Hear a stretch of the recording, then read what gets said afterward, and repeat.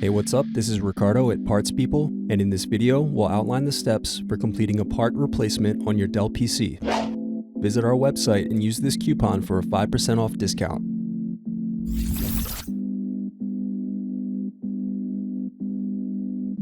First, unlock and remove battery. Now remove optical drive screw. Next, use screwdriver to slide out and remove optical drive. Next, press in tabs and turn over keyboard.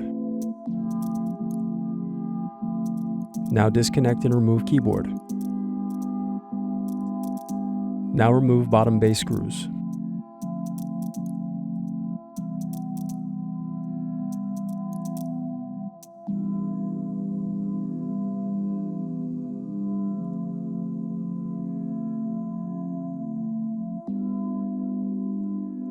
Then disconnect palmrest cables.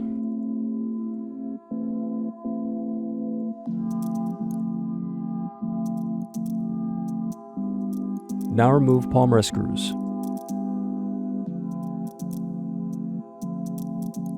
Next, use fingertips to separate bottom base from palmrest.